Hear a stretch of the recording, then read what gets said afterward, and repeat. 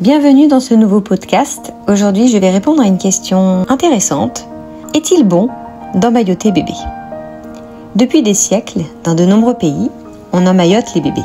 On les enveloppe dans un tissu serré, comme pour les ramener dans ce monde d'avant, celui du ventre de maman.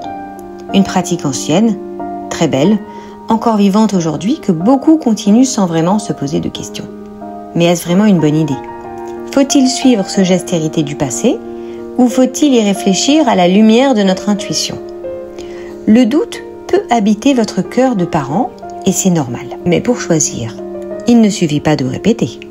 Il faut comprendre le voyage du bébé dans ce nouveau monde, connaître sa vie d'avant, avoir devant soi plusieurs vérités, plusieurs regards, pour pouvoir ensuite décider en conscience. Emmailloter son bébé peut apaiser un nourrisson dans les premières semaines s'il a des douleurs au ventre ou du mal à trouver le sommeil.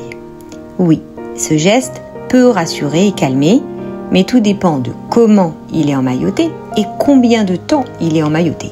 À l'échographie, il me semble que vous avez toujours vu votre bébé libre. Libre de bouger les bras, de tendre les jambes, de sucer son pouce, de danser dans les eaux profondes du secret. Et tout à coup, à peine né, lorsqu'on l'emmaillote et qu'on l'enveloppe si fort, on pourrait sans le vouloir lui murmurer « Tu n'auras plus jamais cette liberté ». Et le bébé l'accepte. Il ferme les yeux et fait le mort. Et on adore ces bébés calmes emmaillotés qui dorment et qui ne bougent pas.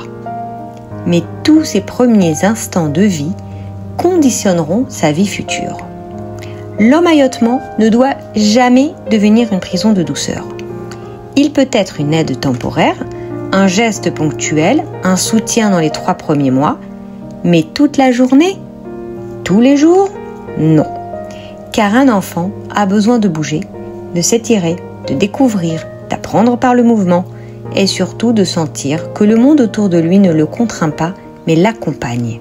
Alors avant d'emmailloter, prenez un instant pour apprendre, vous informer, ressentir, car en vérité, ce n'est pas en suivant qu'on choisit, c'est en comprenant.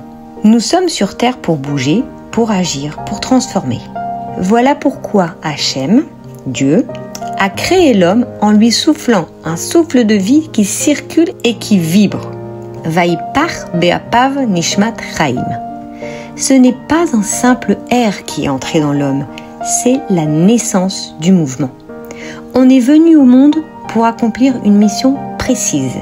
Et ce message-là, il faut le transmettre dès le berceau, par nos gestes, par notre regard, en lui laissant la liberté d'être, de s'étirer, d'entrer doucement dans sa puissance. Alors, emmailloter, oui, mais juste pour quelques instants, histoire de rassurer. Jamais pour enfermer. Car chaque enfant est une lumière appelée à briller, et pour briller, il faut pouvoir bouger.